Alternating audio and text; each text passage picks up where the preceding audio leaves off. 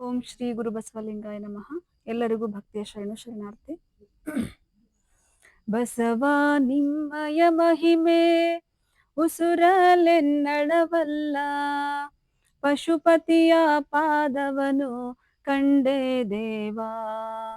ಬಸವ ನಿಮ್ಮಯ ಮಹಿಮೆ ಉಸುರಲೆನ್ನಡವಲ್ಲ, ಪಶುಪತಿಯ ಪಾದವನು ಕಂಡೆ ದೇವಾ. ನಿಮ್ಮ ಪಾದವು ಸೋಂಕಿ ಬ್ರಹ್ಮ ಲಿಖಿತವು ಬಿಟ್ಟು ಹಮ್ಮು ಬಿಟ್ಟೋಡಿತ್ತು ನಿಮ್ಮ ಕಂಡು. ನಿಮ್ಮ ಪಾದವು ಸೋಂಕಿ ಬ್ರಹ್ಮ ಲಿಖಿತವು ಬಿಟ್ಟು ಹಮ್ಮು ಬಿಟ್ಟೋಡಿತ್ತು ನಿಮ್ಮ ಕಂಡು. ಪರಿಪರಿಯ ವಚನದಲ್ಲಿ ಪರಮಾಮೃತವನ್ನು ತುಂಬಿ ಪರಿಣಾಮ ತೋರಿದಿರಿ ಮನಸ್ಸಿನಲ್ಲಿ. ಬಸವ ನಿಮ್ಮಯ ಮಹಿಮೆ ಉಸುರಲೆನ್ನಡವಲ್ಲ, ಪಶುಪತಿಯ ಪಾದವನು ಕಂಡೆ ದೇವಾ. ಬಸವ ನಿಮ್ಮಯ ಮಹಿಮೆ ಉಸುರಲೆನ್ನಡವಲ್ಲ, ಪಶುಪತಿಯ ಪಾದವನು ಕಂಡೆ ದೇವಾ. ಪಶುಪತಿಯ ಪಾದವನು ಕಂಡೆ ದೇವಾ. ಯಾರು ಎನಗೆಂದು ಕೇಳಿದರೆ ಮಾರಹರ ಶರಣರ ಮಗನಾನೆಂದು, ನಮ್ಮಪ್ಪ ಬಸವಣ್ಣ ನಮ್ಮವ್ವ ನೀಲವ್ವ, ನಮ್ಮ ಬಂಧು ಬಳಗ ಶಿವಶರಣರು ಎನ್ನವರು ಕಳುಹಿಸಲು ನಾ ಬಂದೆ ಮರ್ತ್ಯಕ್ಕೆ, ಹಿಂದೆ ಮಾಡಿದ ಸಾಲ ತಿದ್ದುವುದಕ್ಕೆ. ಹಿಂದೆ ಮಾಡಿದ ಸಾಲ ತಿದ್ದಿ ಋಣಗಳಳಿದು ನಾ ಬಂದೆ ನೋಡಪ್ಪ ಶರಣರ ಬಳಿಗೆ. ಬಸವ ನಿಮ್ಮಯ ಮಹಿಮೆ ಉಸುರಲೆನ್ನಡವಲ್ಲ, ಪಶುಪತಿಯ ಪಾದವನು ಕಂಡೆ ದೇವಾ. ಪಶುಪತಿಯ ಪಾದವನು ಕಂಡೆ ದೇವಾ. ಎನ್ನವರು ಯಾರೆಂದು ಮನ್ನಿಸಿ ಕರೆದೆನಗೆ, ಚೆನ್ನಾಗಿ ಪೇಳಿದಿರಿ ಗುರುಸ್ವಾಮಿಯೇ. ಎತ್ತ ಹೋದರು ಬೆನ್ನು ಹತ್ತಿ ಬರುವೆನು ಸ್ವಾಮಿ, ನಿತ್ಯ ನಿತ್ಯ ಶಿಕ್ಷಾ ಮಾಡೋ ಕಂಡ. ಸತ್ಯ ಶರಣರ ಬಳಿಗೆ ಒತ್ತೊತ್ತಿ ಕರೆದನ್ನ ಒಪ್ಪಿಸಯ್ಯ. ಚಿತ್ತವಲ್ಲಭ ಗುರುವೇ ಸತ್ಯ ಶರಣರ ಬಳಿಗೆ ಒತ್ತೊತ್ತಿ ಕರೆದನ್ನ ಒಪ್ಪಿಸಯ್ಯ. ಬಸವ ನಿಮ್ಮಯ ಮಹಿಮೆ ಉಸುರಲೆನ್ನಡವಲ್ಲ, ಪಶುಪತಿಯ ಪಾದವನು ಕಂಡೆ ದೇವಾ. ಪಶುಪತಿಯ ಪಾದವನು ಕಂಡೆ ದೇವಾ. ಏಕೆ ಹುಟ್ಟಿಸಿದೆನ್ನ ಬೇರೆ ತರುಮರಾದಿಗಳಿದ್ದಿಲ್ಲವೇ, ಸಾಕು ಲೋಕದ ಭೋಗ ಸಾಕು ದುಷ್ಟರ ಸಂಗ, ಸಾಕಿನ್ನು ಮತ್ತೆ ಹುಟ್ಟುವುದಕ್ಕೆ ಭವ ಉಂಟೆ ದೇವಾ. ಲೋಕ ರಕ್ಷಕ ನಮ್ಮ ಗುರು ಸಿದ್ಧನ ದಯವಿರಲು ಯಾಕೆ ಹಲವು ಚಿಂತೆ ಮನಸ್ಸಿನಲ್ಲಿ. ನೀ ಮಾಡಿದುಪಕಾರವನು ನಾನೆಂತೂ ಪೇಳಲಿ, ನೀನೇ ಬಲ್ಲೆ ನಮ್ಮ ಸಿದ್ಧಲಿಂಗ. ಬಸವ ನಿಮ್ಮಯ ಮಹಿಮೆ ಉಸುರಲೆನ್ನಡವಲ್ಲ, ಪಶುಪತಿಯ ಪಾದವನು ಕಂಡೆ ದೇವಾ. ಬಸವ ನಿಮ್ಮಯ ಮಹಿಮೆ ಉಸುರಲೆನ್ನಡವಲ್ಲ, ಪಶುಪತಿಯ ಪಾದವನು ಕಂಡೆ ದೇವಾ. ಪಶುಪತಿಯ ಪಾದವನು ಕಂಡೆ ದೇವಾ. ಪಶುಪತಿಯ ಪಾದವನು ಕಂಡೆ ದೇವಾ. ದೇವಲೋಕ ಮರ್ತ್ಯಲೋಕ ಬೇರಿಲ್ಲ ಕಾಣಿರೋ, ಸತ್ಯವ ನುಡಿಬುದೇ ದೇವಲೋಕ, ಮಿಥ್ಯವ ನುಡಿಬುದೇ ಮೃತ್ಯುಲೋಕ. ಆಚಾರವೇ ಸ್ವರ್ಗ, ಅನಾಚಾರವೇ ನರಕ. ಕೂಡಲ ಸಂಗಮ ದೇವ ನೀವೇ ಪ್ರಮಾಣು. ಇದು ಅಪ್ಪ ಬಸವಣ್ಣನವರದು ವಚನ. ಈ ವಚನದಲ್ಲಿ ಅವರು ಹೇಳ್ತಾರೆ, ದೇವಲೋಕ ಮರ್ತ್ಯಲೋಕ ಎಂಬುದು ಬೇರೆ ಬೇರೆ ಕಡೆ ಇಲ್ಲ, ಎಲ್ಲವೂ ಇಲ್ಲೇ ಇರುತ್ತೆ ಅಂತ ಹೇಳ್ತಾರೆ. ಮತ್ತೆ ಆಚಾರವೇ ಸ್ವರ್ಗ, ಅನಾಚಾರವೇ ನರಕ. ಅಂದ್ರೆ ನಮ್ಮ ನಡೆ ನುಡಿ ಹೇಗಿರುತ್ತೆ ಹಂಗೆ ನಮ್ಮ ಜೀವನ ಇರುತ್ತೆ. ಹಾಗೆ ಸತ್ಯ ನುಡಿಯೋದು, ಅಸತ್ಯ ನುಡಿಯೋದು, ಅದನ್ನ ಹೇಳ್ತಾರೆ. ಸತ್ಯವ ನುಡುವುದೇ ದೇವಲೋಕ, ಮಿಥ್ಯವ ನುಡುವುದೇ ಮೃತ್ಯುಲೋಕ. ಇಲ್ಲಿ 2-3 ತತ್ವಗಳನ್ನು ಹೇಳ್ತಾರೆ. ಸತ್ಯಶುದ್ಧ ಕಾಯಕ, ಸದಾಚಾರ. ಮತ್ತೆ ನಾವು ಮಿಥ್ಯ ನುಡಿದ್ರೆ, ಅನಾಚಾರ ಮಾಡಿದ್ರೆ ನಮಗೆ ಎಂತ ಫಲಗಳು ಸಿಗ್ತಾವು ಅನ್ನೋದನ್ನ ಹೇಳ್ತಾ ಹೋಗ್ತಾರೆ. ಒಂದು ಸಂದರ್ಭ ಬರುತ್ತೆ. ಏನಪ್ಪಾ ಅಂದ್ರೆ, ಶ್ರೀಕೃಷ್ಣ ಪರಮಾತ್ಮ ಮತ್ತು ಅವನ ಆತ್ಮೀಯ ಸ್ನೇಹಿತ ಉದ್ಧವ ಇಬ್ರು ಮಾತಾಡ್ತಾ ಕೂತಿರ್ತಾರೆ. ಏನೋ ವಿಷಯ ಚರ್ಚೆ ಮಾಡ್ತಿರ್ಬೇಕಾದ್ರೆ ಪ್ರಪಂಚದ ವಿಷಯ ಬರುತ್ತೆ. ಪ್ರಪಂಚದ ವಿಷಯ ಬಂದಾಗ ಉದ್ಧವ ಹೇಳ್ತಾನಂತೆ ಶ್ರೀಕೃಷ್ಣ ಪರಮಾತ್ಮನ್ಗೆ, ಅಲ್ಲ ಕೃಷ್ಣ ಪರಮಾತ್ಮ, ಅಲ್ಲಿ ಭೂಮಿ ನೋಡ್ತಿರ್ತಾರೆ, ಮೇಲ್ಗಡೆ ಕೂತಿರ್ತಾರೆ, ಅವ್ರು ಸ್ವರ್ಗದಲ್ಲಿ ಕೂತಿರ್ತಾರೆ, ಕೆಳಗಡೆ ಎಲ್ಲರೂ ಜನ ಕಷ್ಟ ಪಡ್ತಿರ್ತಾರಲ್ಲ, ದುಃಖ ಪಡ್ತಿರ್ತಾರೆ, ಪ್ರಾಣಿ ಪಕ್ಷಿಗಳು ಎಲ್ಲವೂ ದುಃಖ ಪಡ್ತಿರ್ತಾರೆ, ಸಂತೋಷ ಪಡ್ತಿರ್ತಾರೆ. ದುಃಖ ಪಡೋರು ನೋಡ್ಬಿಟ್ಟು ಉದ್ಧವ ಹೇಳ್ತಾನಂತೆ, ಅಲ್ಲ ಪರಮಾತ್ಮ, ನೀ ಮನಸ್ಸು ಮಾಡಿದ್ರೆ ಅಲ್ಲೇನ್ ಕಷ್ಟ ಪಡ್ತಿದಾರಲ್ಲ ಕೆಳಗಡೆ, ಅವ್ರನ್ನೆಲ್ಲರನ್ನು ಇಲ್ಲೇ ಕರ್ಕೊಂಡ್ ಬಂದ್ಬಿಡ್ಬೋದಲ್ಲ.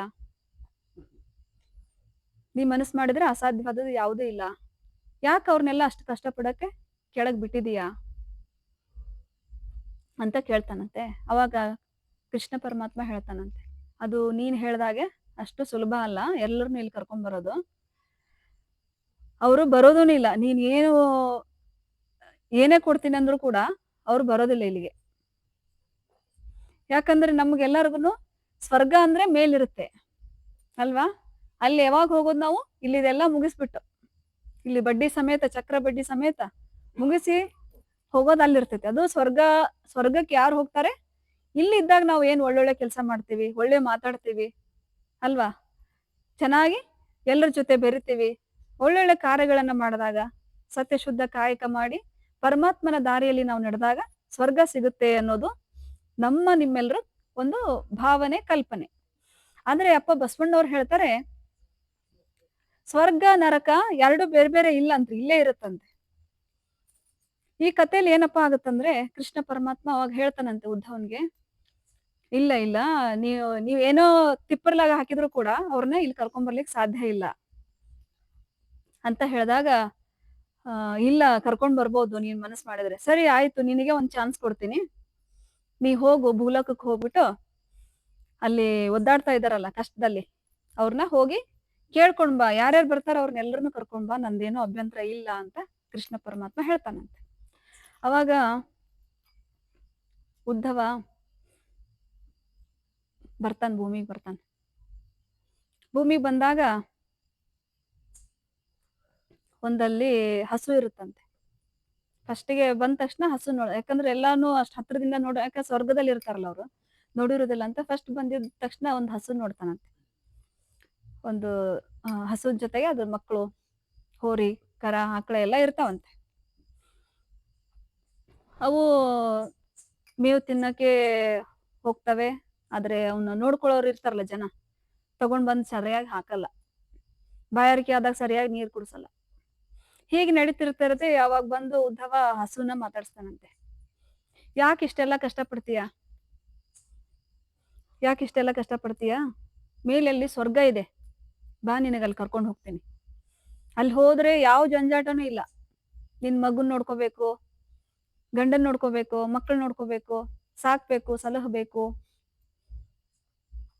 ಅಂತ ಹೇಳಿ ಯಾವ್ದು ತಾಪತ್ರಯ ಇರಲ್ಲ. ಅಲ್ಲಿ ಆರಾಮಾಗಿ ಹಕ್ಕಿ ತರ ಹಾರಾಡ್ಕೊಂಡಿರ್ಬಹುದು, ಯಾವುದೇ ಚಿಂತೆ ಇಲ್ಲ. ಅಲ್ಲಿ ತಿಂದು ಉಣ್ಣೋಕೆ ಏನು ಕಡಿಮೆ ಇಲ್ಲ, ಅಲ್ಲಿ ಸ್ವರ್ಗ ಇದೆ, ಅಲ್ಲಿ ಮೇಲೆ ಕರ್ಕೊಂಡು ಹೋಗ್ತೀನಿ ಬಾ ಅಂತ ಕೇಳ್ತಾನೆ. ಅವಾಗ ಅದು ಹಸು ಹೇಳುತ್ತಂತೆ, ಹೌದಾ, ಅಂತ ಸ್ವರ್ಗ ಇದೆಯಾ, ಏನು ಕಷ್ಟನೇ ಇಲ್ವಾ ಅಲ್ಲಿ, ಹಂಗಿದ್ರೆ ಅದು ಸ್ವರ್ಗನೇ ಇರ್ಬೇಕು ಬಿಡು ಹಾಗಿದ್ರೆ. ಸರಿ, ಅಲ್ಲಿ ನನ್ ಮಕ್ಳು, ಮರಿ, ನನ್ ಗಂಡ ಎಲ್ರೂ ನಮ್ಮ ನೆರೆಹೊರೆಯವರು, ನಮ್ಮ ಆತ್ಮೀಯರೆಲ್ರೂ ಬರ್ಬೋದಾ ಅಲ್ಲಿಗೆ? ಅಲ್ಲಿ ಇರ್ತಾರಾ ಅಲ್ಲಿ ಅಂತ ಕೇಳ್ತದಂತ ಹಸು. ಅಲ್ಲ, ನೀನ್ ಇಲ್ಲೇ ಇದ್ರ ಜೊತೆಗೆ ಇದ್ಕೊಂಡು ಇಲ್ಲೇ ಒದ್ದಾಡ್ತೀನಿ ಅಂತೀಯಲ್ಲ, ಅಲ್ಲಿ ಒಬ್ನೇ ಇರೋದು, ಅಲ್ಲಿ ಯಾರು ಇರಂಗಿಲ್ಲ, ನಿನ್ ಗಂಡ, ಮಕ್ಳು, ಮರಿ ಯಾರು ಇರುದಿಲ್ಲ. ನೀನೊಬ್ನೇ ಆರಾಮಾಗಿ ಸ್ವಚ್ಛಂದವಾಗಿ ಹಕ್ಕಿ ತರ ಹಾರಾಡ್ಕೊಂಡು ಆರಾಮಾಗಿ ಬಿಂದಾಸಾಗಿ ಇರಬಹುದು. ಅಲ್ಲಿ ಯಾರು ಇರಲ್ಲ ಅಂತ ಹೇಳ್ತಾನಂತ ಉದ್ಧವ್. ಛೇ, ಅಲ್ಲಿ ನನ್ ಗಂಡ, ಮಕ್ಳು, ಮರಿ ಯಾರು ಇರೋದಿಲ್ವಾ? ಯಾರು ಇರಲ್ಲ, ಮತ್ತೆ ಈ ಹೊಲಸು ಅದೆಲ್ಲ ಏನು ಇರೋದಿಲ್ವಾ ಅಲ್ಲಿ? ಮಕ್ಳು, ಮರಿ ಯಾರು ಇರೋದಿಲ್ಲ, ನಾವ್ ಒಬ್ನೇ ಇರ್ಬೇಕಾ ಅಂತ ಅದ್ ಕೇಳ್ತೈತಿ. ಹೌದೌದು, ಮತ್ ಒಬ್ನೇ ಇರೋದ್ ಬೆಸ್ಟ್ ಅಲ್ವಾ? ಈ ಜಂಜಾಟ ಯಾಕ್ ಬೇಕು? ಸಂಸಾರ ಇದೆಲ್ಲ ಯಾಕ್ ಬೇಕು? ಬಂದ್ಬಿಡು, ನೀ ಒಬ್ನೇ ಆರಾಮಾಗಿ ಇರುವಂತಿ ಅಂತ ಹೇಳ್ಬಿಟ್ಟು ಕೇಳಿದಾಗ ಅದು ಯೋಚನೆ ಮಾಡಿ ಹೇಳ್ತೈತಂತ ಹಸು. ಓ, ಅಲ್ಲಿ ಯಾರು ಇರಲ್ವಾ? ಇಲ್ಲ ಇಲ್ಲ, ಈಗ ನನ್ ಮಕ್ಳು, ಮರಿ, ಈ ಜಂಜಾಟ, ಚಿಂತೆ ಎಲ್ಲ ಏನು ಅಲ್ಲಿ ಇರಲ್ಲ ಅಂತಂದ್ರೆ ನಾನ್ ಬರಲ್ಲ, ಹೋಗ. ಸ್ವರ್ಗ ಮತ್ತು ನಿನ್ ಸಹವಾಸನೆ ಬೇಡ ಅಂತ ಹೇಳತ್ತಂತ ಹಸು. ಅದು ಎಷ್ಟು ತಿಳಿಸಿ ಹೇಳಿದ್ರೆ ಹಸುನೇ ಕೇಳಲ್ರಿ. ಇಲ್ಲ ಇಲ್ಲ, ನನಗೆ ಇದ್ರಲ್ಲೇ ನಾನು ಇರ್ತೇನೆ, ನನಗೆ ಇದೇ ಸ್ವರ್ಗ, ನಾನು ಎರಡೂನು ಇಲ್ಲೇ ಕಂಡ್ಕೊಳ್ತೀನಿ, ನಾನು ಇಲ್ಲೇ ಇರ್ತೀನಿ, ದಯವಿಟ್ಟು ಹೋಗು ಮಾರಾಯ, ನಿನ್ ಸಹವಾಸ ಬೇಡ, ನಿನ್ ಸ್ವರ್ಗ ಸಹವಾಸನು ಬೇಡ ಅಂತ ಹೇಳಿ ಕಳಿಸ್ಬಿಡ್ತಂತ. ಹಂಗೆ ಮುಂದ್ ಹೋಗ್ತಾನಂತವನು ಉದ್ಧವ್ ಮನುಷ್ಯರ ಕಡೆ. ಹಿಂಗ ಒಂದ್ ಕುಟುಂಬಕ್ಕೆ ಹೋಗ್ತಾನೆ. ಕುಟುಂಬದಲ್ಲಿ ಅವಿಭಕ್ತ ಕುಟುಂಬ ಇರ್ತೈತಿ, ಬಹಳ ಜನ ಕೂಡಿ ಬದುಕ್ತಿರ್ತಾರೆ. ಆದ್ರೂ ಅಲ್ಲಿ ಒಬ್ರಲ್ಲಿ ಇನ್ನೊಬ್ರ ನಡುವೆ ಹೊಂದಾಣಿಕೆ ಇರಲ್ಲ. ಕಷ್ಟ ಪಡ್ತಿರ್ತಾರೆ, ಕಾಯಕ ಮಾಡ್ತಿರ್ತಾರೆ, ಕೃಷಿ ಮಾಡ್ತಿರ್ತಾರೆ, ಒಬ್ರು ವ್ಯಾಪಾರ ಮಾಡ್ತಿರ್ತಾರೆ. ಆದ್ರೂ ಎಲ್ಲರ ನಡುವೆ ಹೊಂದಾಣಿಕೆ ಇರೋದಿಲ್ಲ. ಪ್ರೀತಿ ಇರುತ್ತೆ, ಹೆಂಗಂದ್ರೆ ಎರಡೂ ಇರುತ್ತೆ.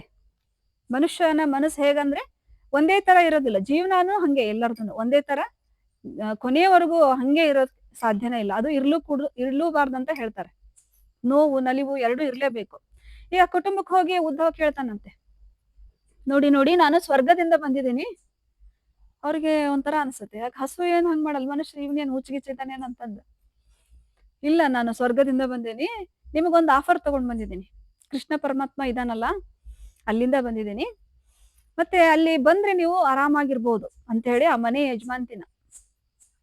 ಯಜಮಾನಿ ಇರ್ತಾಳಲ್ಲ, ಅಜ್ಜಿ, ಅಜ್ಜ ಎಲ್ಲರೂ ಇರ್ತಾರೆ. ಅವ್ಯಕ್ತ ಕುಟುಂಬ ಇರುತ್ತೆ, ಹಿರಿಯರು ಇರ್ತಾರ ಅದ್ರಲ್ಲಿ ಹಿರಿ ಅಜ್ಜಿ ಹೋಗಿ, ಇನ್ನೇನ್ ಅಜ್ಜಿದ್ ಮುಗಿಯಕ್ ಬಂದಿರ್ತೈತೆ, ಅಜ್ಜಿ ಕೇಳ್ತಾನಂತವ್ನು, ಅಜ್ಜಿ ಯಾಕೆ ಇಷ್ಟೆಲ್ಲ ಕಷ್ಟ ಪಡ್ತಿದೀಯಾ?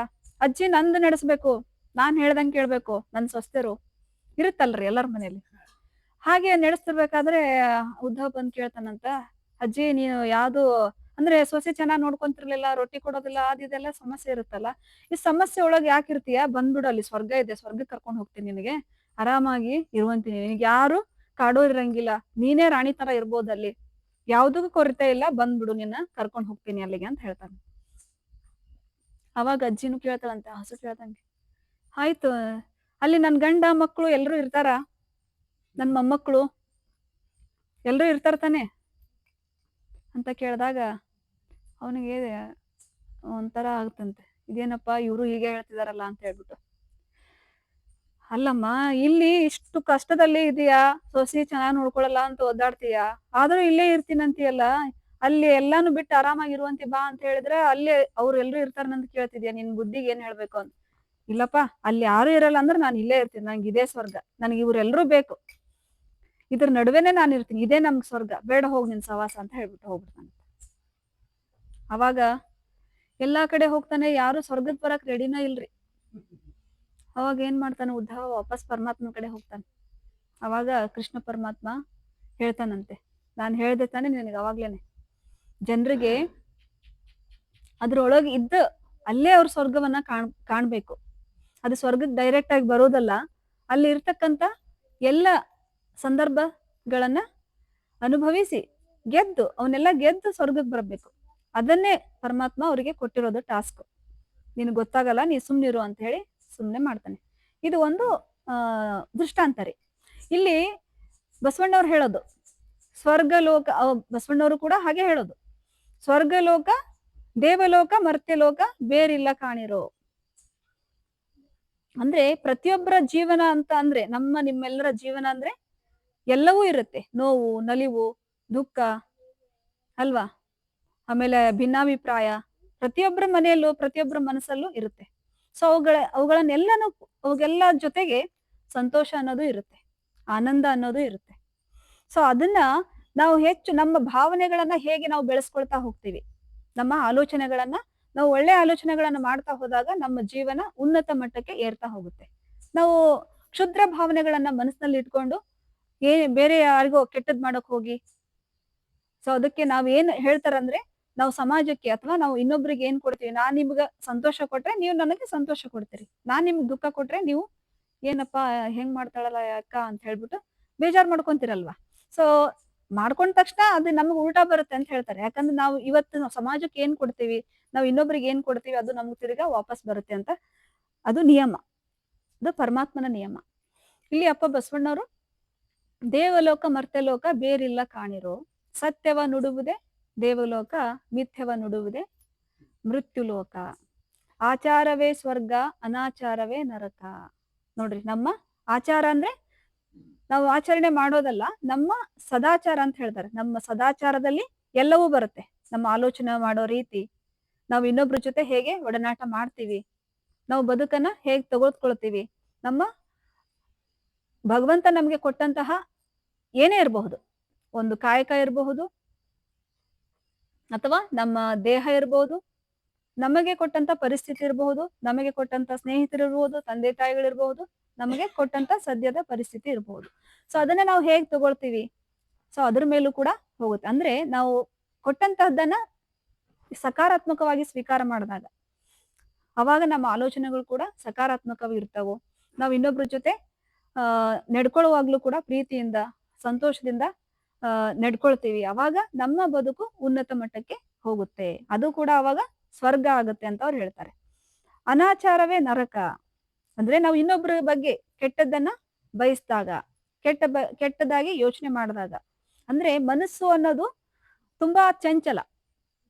ಸೊ ಅವದು ಒಂದೇ ತರ ಇರಲ್ರಿ, ಅದು ಯಾವಾಗ್ಲೂನು ಏನೇನೋ ಯೋಚನೆ, ಸಿಕ್ಕಾಪಟ್ಟೆ ಕೆಟ್ಟ ಯೋಚನೆ ಮಾಡುತ್ತೆ, ಸಿಕ್ಕಾಪಟ್ಟೆ ಆಲೋಚನೆಗಳು ಬರ್ತಾವ ಮನ್ಸಲ್ಲಿ.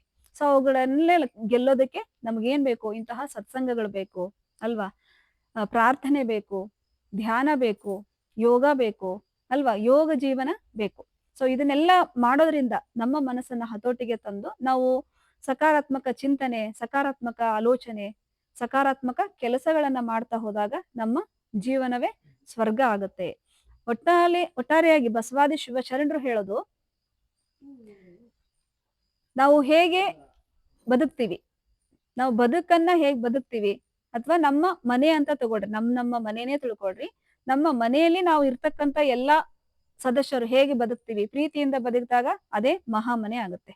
ಸೊ ಅಂದ್ರೆ ನಾವು ಎಲ್ಲಿ ಇರ್ತೀವಿ ಅಲ್ಲೇನೆ ನಾವು ಸ್ವರ್ಗ ಕ್ರಿಯೇಟ್ ಮಾಡ್ಕೋಬೇಕು ಅಂತ ಬಸವಾದಿ ಶಿವಶರಣರು ಹೇಳೋದು. ಕ್ರಿಯೇಟ್ ಮಾಡ್ಕೊಳ್ಳೋದಂದ್ರೆ ಏನೋ ಒಂದ್ ದೊಡ್ಡ ಗುಡಿಸ್ಲು ಕಟ್ಟಿ ಅಥವಾ ದೊಡ್ಡ ಬಿಲ್ಡಿಂಗ್ ಕಟ್ಟಿ ಇರೋದಲ್ಲ. ಪರಸ್ಪರ ನಾವು ದಿನನಿತ್ಯ ಜೀವನದಲ್ಲಿ ಪರಸ್ಪರ ಒಬ್ರ ನಡುವೆ ಇನ್ನೊಬ್ರ ನಡುವೆ ಪ್ರೀತಿ ವಿಶ್ವಾಸ ಇರಬೇಕು. ಇನ್ನೊಬ್ರಿಗೆ ನಾವು ಹಿತ ಬಯಸಿದ್ರೆ ಅವರು ನಮ್ಗೆ ಹಿತ ಬಯಸ್ತಾರೆ. ಈ ರೀತಿಯಾದ ಜೀವನವನ್ನ ನಡೆಸಿದಾಗ ನಾವು ಎಲ್ಲಿರ್ತೀವಲ್ರಿ ಅದೇ ಸ್ವರ್ಗ ಆಗುತ್ತೆ.